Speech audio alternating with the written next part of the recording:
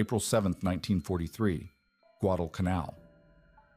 At 22 years old, First Lieutenant James E. Sweat had never fired his guns in anger, never seen an enemy aircraft through his gun sight, never felt the weight of combat pressing against his chest as he climbed toward 150 Japanese bombers darkening the morning sky.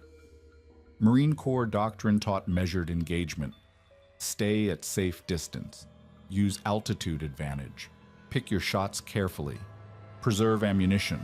Survive to fight another day. But as Sweat watched those Aichi dive bombers bearing down on Henderson Field, each one carrying enough explosives to crater the runway that kept his squadron alive, something inside him snapped. The textbook said, maintain 400 yards minimum engagement range. Sweat pushed his Wildcat's throttle forward and dove straight into the heart of the enemy formation. 150 yards. 100. 50. Close enough to see the rising sun painted on their wings. Close enough to watch the enemy gunner's eyes widen in disbelief. In 15 minutes, this untested pilot would rewrite every rule about air combat the Marines thought they knew. The method they called reckless would prove absolutely deadly. The morning of April 7, 1943, began like every other dawn on Guadalcanal, with the distant rumble of naval gunfire echoing across Iron Bottom Sound and the acrid smell of aviation fuel mixing with tropical humidity. First Lieutenant James E. Sweat rolled out of his cot at 0530, his 22-year-old body already adapted to the rhythms of war despite never having fired a shot in anger. The canvas tent that served as quarters for VMF 221's pilots sagged under the weight of morning dew, and somewhere in the distance, a generator coughed to life, powering the communications equipment that kept Henderson Field connected to the outside world. Sweat had been on Guadalcanal for exactly 11 days. 11 days of briefings, maintenance checks, and practice flights over the Solomon Islands, learning the terrain that might one day save his life. His Grumman F4F4 Wildcat, tail number 03549, sat on the steel Marston matting that formed Henderson Field's runway, her 650 caliber Browning M2 machine guns loaded with 400 rounds per gun. The aircraft was stubby, almost ungraceful compared to the sleek lines of the Japanese fighters they'd been warned about. But Marine Corps mechanics had learned to love the Wildcat's rugged construction and ability to absorb punishment. Lieutenant Colonel James P. Lytle had made one thing crystal clear during yesterday's briefing. VMF 221 was undermanned and operating with aircraft that were already showing their age. The squadron had arrived in the Pacific with 36 pilots and 24 Wildcats. Combat attrition, mechanical failures, and tropical diseases had whittled those numbers down to 18 operational pilots and 16 flyable aircraft. Every morning brought the possibility that today would be different, that the Japanese would finally commit the resources necessary to retake Henderson Field and strangle the Allied advance through the Solomon Islands. The mess tent served powdered eggs and coffee that tasted like it had been filtered through engine oil, but Sweat ate without complaint. Around him, more experienced pilots discussed tactics and shared intelligence gleaned from recent encounters with Japanese aircraft. The Mitsubishi A6M0 remained the primary threat, faster than the Wildcat in level flight, more maneuverable in tight turns, and flown by pilots with years of combat experience over China and throughout the Pacific. The consensus among VMF 221's veterans was simple: avoid dogfights with Zeros whenever possible, use the Wildcat's superior diving speed and armor protection, and never let a Zero get on your tail in a turning fight. At 0945, the air raid siren began its familiar wail across Henderson Field. Sweat felt his stomach tighten as ground crews scrambled to disperse aircraft and personnel, but this felt different somehow. The siren continued longer than usual, its urgent tone suggesting something beyond the typical reconnaissance flights or small harassment raids that had become routine over the past week. Within minutes, Lieutenant Colonel Lytle was striding across the flight line, his face grim as he gathered his available pilots near the operations tent. The intelligence report was stark in its simplicity. Radar stations on nearby islands had detected approximately 150 Japanese aircraft approaching from the northwest, bearing down on Iron Bottom Sound at an altitude of 8,000 feet. The formation appeared to consist primarily of Aichi D-3A Val dive bombers, escorted by an unknown number of Zero fighters.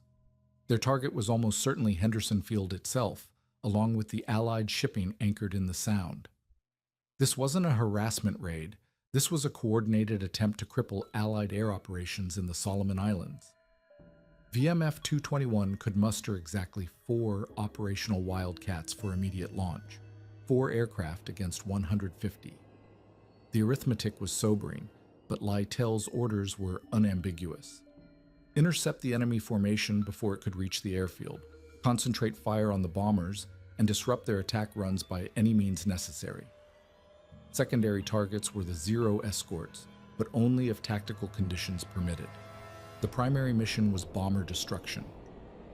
Sweat found himself assigned to a section with Lieutenant Alton H. Knowles, a steady pilot from Ohio who had accumulated nearly 40 hours of combat time over the past 2 months.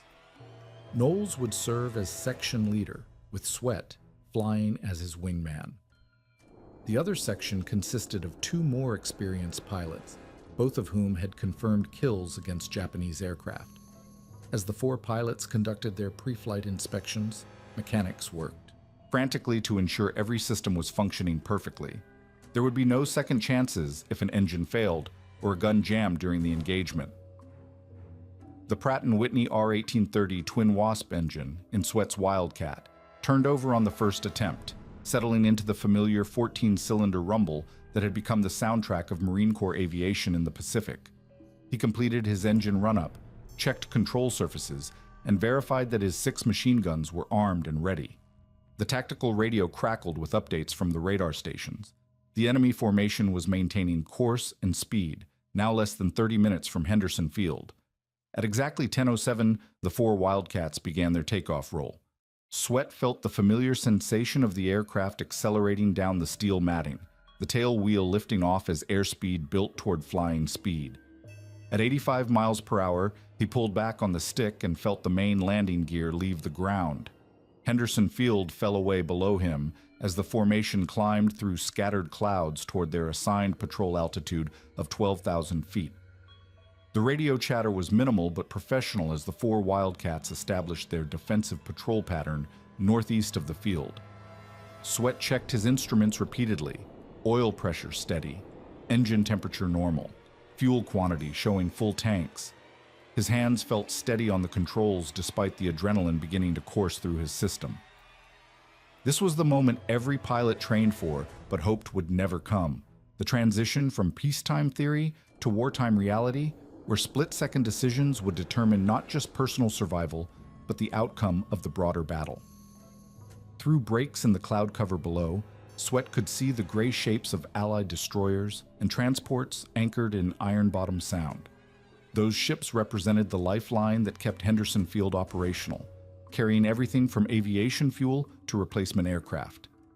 If the Japanese bombers succeeded in their mission today, the entire Allied position in the Solomon Islands could become untenable within weeks.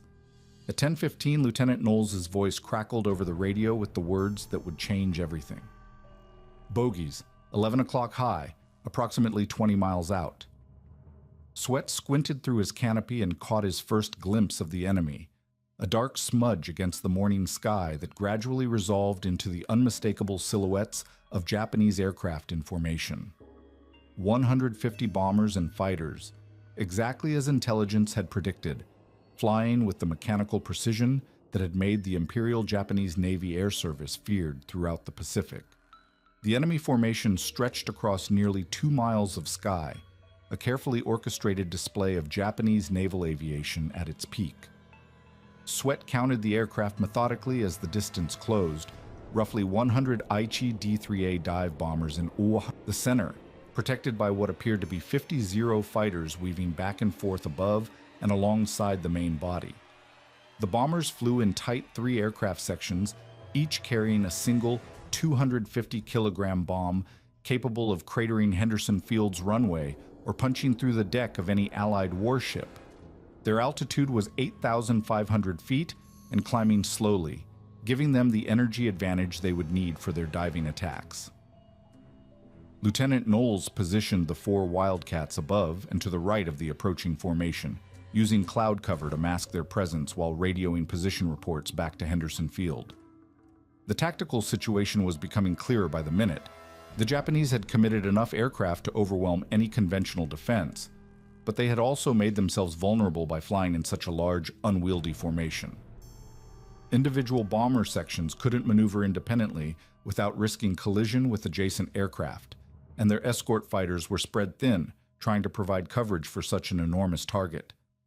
Sweat's training had emphasized patience in aerial combat, wait for the perfect setup, conserve ammunition, engage only when tactical conditions favored survival. But as he watched the enemy formation bearing down on Henderson Field, something crystallized in his mind that would define everything that followed. Those bombers were less than 8 minutes from their target, and once they began their diving attacks, stopping them would become virtually impossible. The window for effective interception was closing rapidly, and conventional tactics would require more aircraft than VMF-221 could possibly muster. The decision formed in Sweat's mind with startling clarity. Instead of following Knowles in a standard high-side attack that would allow for only brief firing passes before the formation scattered, he would dive directly into the heart of the bomber stream and engage at point-blank range. The textbooks called this suicidal, closing to less than 100 yards exposed a fighter to defensive fire from multiple bombers while eliminating any escape route if the attack failed. But Sweat had realized something that would prove crucial. The Japanese defensive formation was designed to repel attacks from above and behind, not from directly ahead where the bombers' own guns created crossing fields of fire that could damage friendly aircraft. At 10:22, Knowles led the section into their attack dive, targeting a group of bombers on the formation's left edge.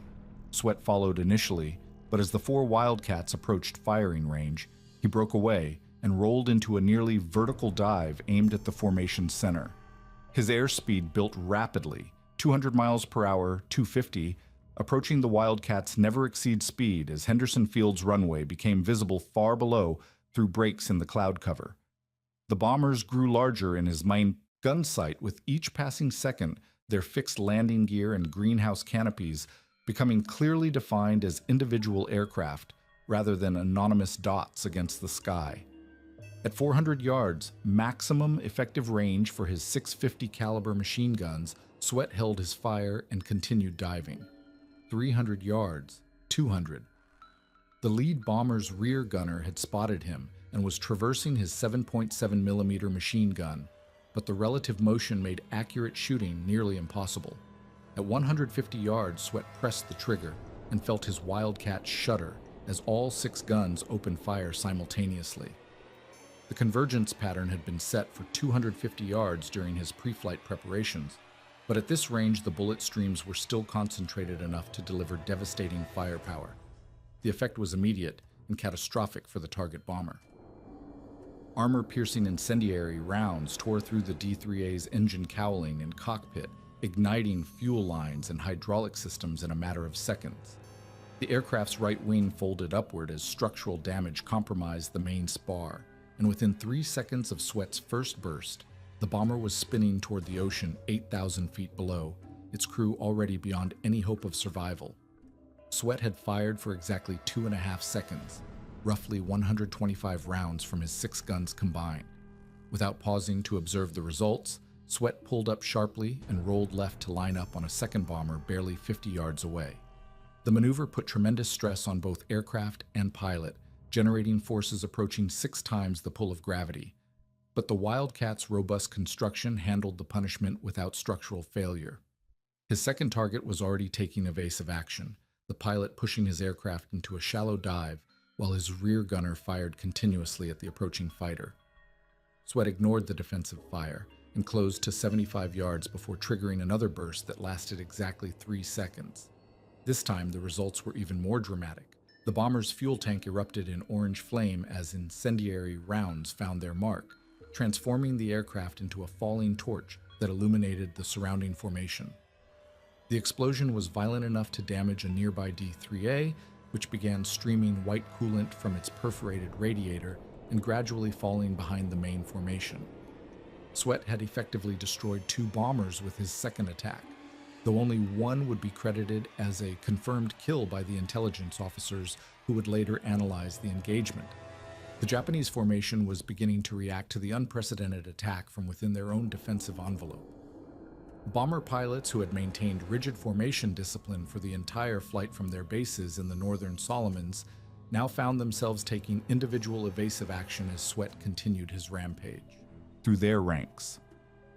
0 fighters above the formation were diving to intercept, but their high altitude and the confusion of the moment prevented immediate intervention. For perhaps 90 seconds, Sweat operated with virtual impunity in the heart of the enemy formation. His third target was a section leader flying slightly ahead of the main bomber stream. Sweat approached from the bomber's port quarter, using the aircraft's own blind spot to avoid defensive fire until the last possible moment. At 80 yards, he opened fire and walked his bullet stream from the D-3A's engine back through the cockpit and into the wing root. The bomber's port wing separated cleanly from the fuselage, sending the aircraft into an inverted spin from which recovery was impossible. As the wreckage fell toward the ocean, Sweat was already maneuvering toward his 4th target. The engagement had lasted less than 5 minutes, but ammunition consumption was becoming a factor. Each Wildcat carried exactly 400 rounds per gun, and Sweat had already expended nearly half his total load. His remaining targets would have to be engaged with greater precision and shorter firing bursts, but the close-range tactic was proving so effective that ammunition efficiency had actually improved compared to long-range shooting. Every round that hit was causing significant damage, and very few rounds were missing their intended targets entirely. His 4th kill came after a prolonged chase as the target bomber attempted to escape by diving toward the relative safety of the ocean surface. Sweat followed, his Wildcat's superior diving speed allowing him to close the gap steadily, despite the D-3A pilot's desperate maneuvering. At 125 yards, flying barely 50 feet above the wave tops, Sweat fired his longest burst of the engagement, nearly 4 seconds of continuous fire that exhausted the ammunition in 2 of his 6 guns but guaranteed the bomber's destruction. The 5th bomber fell to Sweat's guns as he climbed back toward the main formation, which had now scattered across several miles of sky as individual pilots abandoned their tight defensive formations in favor of self-preservation. This kill required only a 1-second burst at 90 yards. The concentrated firepower from his remaining 4 operational machine guns proving sufficient to sever the D-3A's tail section and send it tumbling toward the ocean in 2 distinct pieces. But as Sweat maneuvered toward his 6th target, the tactical situation began to deteriorate rapidly around him. 3 Zero fighters had finally penetrated the chaotic melee and were converging on his position from different angles, their pilots coordinating their attack to eliminate escape routes. The lead Zero, painted in the dark green camouflage scheme of an experienced naval aviator, opened fire from 400 yards with its twin 20mm cannon and twin 7.7mm machine guns. The heavier cannon shells created bright orange flashes as they detonated against the ocean surface where Sweat had been flying moments before, but his aggressive maneuvering kept him ahead of the targeting solutions. Sweat's Wildcat had absorbed significant battle damage during his rampage through the bomber formation. His right wing showed multiple bullet holes from defensive fire, and his engine was running roughly after taking hits in the accessory section behind the main cylinders. Oil pressure was fluctuating between normal and critically low, suggesting that lubricating lines had been severed or punctured. Most concerning was the damage to his hydraulic system, which controlled both landing gear operation and wingfold mechanisms, systems he would need if he survived long enough to return to Henderson Field. The 6th bomber came into his sights as he executed a climbing turn that temporarily separated him from the pursuing Zeros. This D-3A was flying alone, its formation partners either destroyed or scattered beyond mutual support range. The pilot was attempting to reach the minimum altitude necessary for an effective dive bombing attack on the Allied shipping in Iron Bottom Sound, but Sweat's interception course would bring him within firing range before the enemy could begin his attack run. At 110 yards, Sweat fired a 2-second burst that struck the bomber's engine and cockpit area simultaneously. The explosion was different from his previous kills, more violent and immediate, as the D-3A's bomb load detonated sympathetically with the fuel fire spreading through the aircraft's midsection. The shockwave from the blast buffeted Sweat's Wildcat and temporarily disoriented him as debris from the destroyed bomber scattered across several hundred yards of airspace. When his vision cleared, he found himself alone with the wreckage of 6 Japanese aircraft falling toward the ocean around him. But his own situation had become increasingly desperate. The 3 pursuing Zeros had used his momentary distraction to close the range significantly. The lead fighter was now less than 200 yards behind him and slightly above, perfectly positioned for a deflection shot that would be almost impossible to evade. Sweat could see the muzzle flashes as the Zero pilot opened fire, and he felt his aircraft shudder as 20mm shells struck his port wing and fuselage. One shell penetrated the cockpit area behind his seat, filling the cramped fighter with acrid smoke and the metallic smell of explosive residue.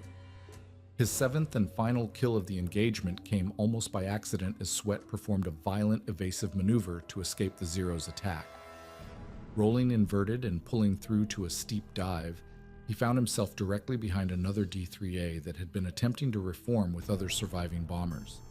The range was point blank, less than 50 yards, and Sweat's remaining ammunition was nearly exhausted. He pressed the trigger for what he knew would be his final burst of the day, watching his tracer rounds converge on the bomber's engine compartment before his guns fell silent. This D-3A died harder than the others, its pilot maintaining control for nearly 10 seconds after the initial impacts, before structural failure finally claimed the aircraft. The bomber's port wing folded backward along the fuselage, as internal fires weakened the main spar, but the crew had enough time to realize their situation before the final breakup. Sweat watched the aircraft's death spiral with a mixture of satisfaction and exhaustion, knowing that he had just accomplished something unprecedented in the brief history of aerial warfare. But his own survival now took precedence over any tactical considerations. The Pratt & Whitney engine in his Wildcat was losing power steadily, and the oil pressure gauge was reading nearly 0. White smoke was streaming from the cowling, indicating that bearing failure was imminent and complete engine seizure was only minutes away. His hydraulic system had failed entirely, meaning that his landing gear was locked in the retracted position and could not be lowered for a conventional landing even if he reached Henderson Field. The pursuing Zeros had finally given up their chase, either because they were running low on fuel or because they had decided that Sweat's aircraft was sufficiently damaged to crash without further intervention. This left him alone over Iron Bottom Sound with a dying engine and multiple wounds that were beginning to make themselves felt as his adrenaline levels subsided. His right arm had been struck by shell fragments and was bleeding steadily, while his chest showed the effects of what appeared to be a grazing wound from a 7.7mm bullet. Henderson Field was visible on the horizon, but Sweat's rapidly deteriorating engine situation made reaching the runway increasingly unlikely. His airspeed was decreasing as power output continued to fall, and the rough running was getting progressively worse with each passing minute. At his current rate of descent, he would impact the ocean approximately 2 miles short of the airfield, close enough for potential rescue, but far enough to make survival problematic if he was seriously injured during the water landing. The decision to attempt a controlled ditching came naturally, as his engine finally ceased completely at 1,000 feet altitude. The propeller windmilled briefly before stopping entirely, transforming his Wildcat from a powered aircraft into a very heavy glider with marginal flying characteristics. Sweat had practiced forced landings during training, but never over open ocean and never in an aircraft that had sustained this level of battle damage. The handbook procedures seemed academic now that his life depended on executing them perfectly under combat conditions. He selected a stretch of relatively calm water near the entrance to Iron Bottom Sound, where Allied patrol boats maintained a regular presence for exactly this type of emergency. His approach was shallow and controlled, using what remained of his airspeed to maintain flying speed until the last possible moment. The Wildcat touched down hard on the ocean surface, skipped once, then settled into the water with a tremendous splash that sent spray cascading over the cockpit canopy. The aircraft began sinking immediately as water poured through battle damage holes in the fuselage and wings.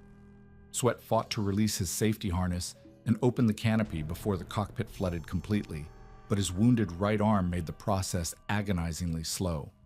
Salt water was rising around his legs when he finally managed to extract himself from the sinking fighter and swim clear of the wreckage that had carried him through the most remarkable 15 minutes in Marine Corps aviation history.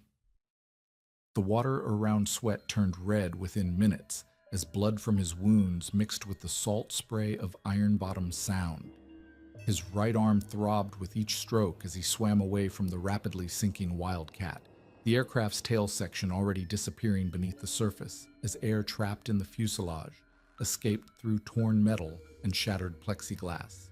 The chest wound that had seemed minor during the heat of combat now burned with every breath, and he could taste copper in his mouth, a concerning sign that suggested internal injuries beyond what he had initially realized. A Higgins boat from the destroyer USS Aaron Ward spotted him within 20 minutes, its crew having observed the dramatic conclusion of the aerial engagement from their position near the entrance to the Sound. The boat's coxswain, a seasoned petty officer named Martinez, who had already participated in 3 major amphibious operations, maneuvered carefully alongside the exhausted pilot. 2 sailors hauled Sweat aboard with practiced efficiency, immediately applying pressure bandages to his visible wounds, while the boat's radio man called for a medical team to meet them at Henderson Field's aid station. The ride to shore gave Sweat his first opportunity to process what had just occurred. 7 confirmed kills in a single engagement represented more aerial victories than most fighter pilots achieved during entire combat tours, and he had accomplished this feat on his very first mission. The tactical implications were staggering. His close-range attack method had proven devastatingly effective against a defensive formation that was theoretically impregnable to conventional fighter tactics. But as the morphine administered by the boat's corpsman began to dull his pain, Sweat found himself thinking not about personal glory, but about the 3 other Wildcats that had participated in the engagement. Lieutenant Alton Knowles had survived the battle with 1 confirmed kill and minor damage to his aircraft's port wing. The other 2 pilots in their impromptu formation had each scored hits on enemy bombers, though their attacks from conventional angles and ranges had proven less decisive than Sweat's point-blank methodology. More importantly, all 4 American aircraft had returned from an engagement that could easily have resulted in total losses against such overwhelming odds. The tactical success belonged to the entire flight, even though Sweat's individual contribution had been extraordinary. Dr. Samuel Morrison, the flight surgeon responsible for VMF 221's medical readiness, examined Sweat thoroughly at the aid station before authorizing his transfer to the main hospital facility on Espiritu Santo. The chest wound had missed vital organs, but had caused significant muscle damage that would require weeks of recovery time. The arm wound was more complex, involving damage to both bone and soft tissue that might result in a permanent reduction of strength and mobility. Most concerning from Morrison's perspective were the signs of concussion and possible internal injuries that could only be properly evaluated with equipment unavailable on Guadalcanal.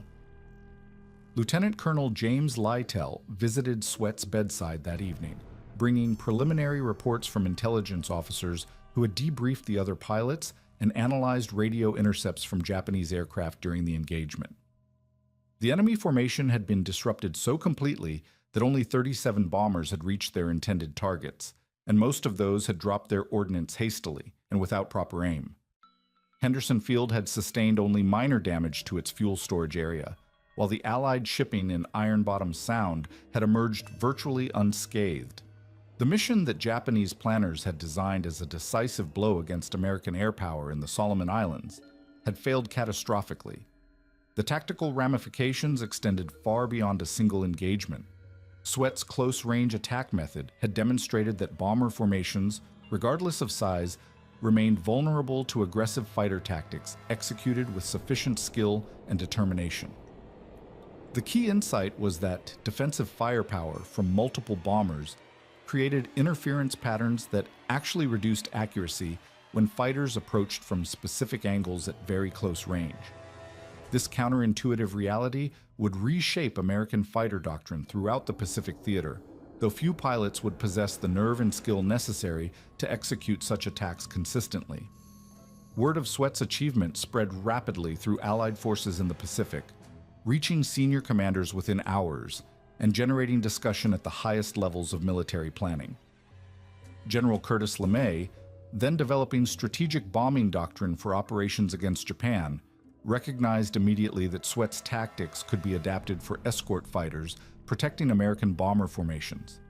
Admiral William Halsey, commanding Allied naval forces in the South Pacific, saw broader implications for carrier-based fighter operations where ammunition conservation and target destruction efficiency were equally critical. The recommendation for the Medal of Honor came within 48 hours, supported by testimony from all surviving witnesses and corroborated by gun camera footage that had captured portions of the engagement. Lieutenant Colonel Lytle had never submitted such a recommendation for a pilot's first combat mission, but the unprecedented nature of Sweat's achievement demanded recognition at the highest level. The citation would eventually read that First Lieutenant James Elm Sweat had fearlessly engaged a formation of 15 Japanese bombers and shot down 7, probably destroyed an 8th and damaged others. Though this official version significantly understated both the size of the enemy formation and the tactical significance of the engagement. Recovery proved more challenging than the initial wounds had suggested. The concussion symptoms persisted for weeks, accompanied by recurring headaches and occasional disorientation that grounded Sweat indefinitely pending complete medical evaluation. The arm wound healed slowly, requiring physical therapy to restore full range of motion and grip strength necessary for aircraft control. Most frustrating was the bureaucratic process that prevented his return to active flying status, even after his physical condition had improved sufficiently for combat duty. During his convalescence, Sweat found himself studying the tactical lessons of April 7th with almost obsessive attention to detail. He filled notebook after notebook with diagrams and calculations, analyzing approach angles, firing solutions, and ammunition expenditure rates that might optimize the close-range method for future engagements. His insights would eventually contribute to training programs that prepared other pilots for similar tactics, though the personal courage required for such attacks could never be taught through classroom instruction alone. The Medal of Honor ceremony took place on October 10, 1943, at the White House, with President Franklin Roosevelt personally presenting the award to a fully recovered Sweat who had returned to active duty with VMF 221 just weeks earlier. The citation recognized not only his individual achievement, but the broader impact his actions had achieved in disrupting Japanese air operations throughout the Solomon Islands campaign. By that date, variations of Sweat's close-range attack method had been adopted by fighter squadrons across the Pacific Theater, contributing to the steadily mounting losses that would eventually cripple Japanese naval aviation as an effective fighting force.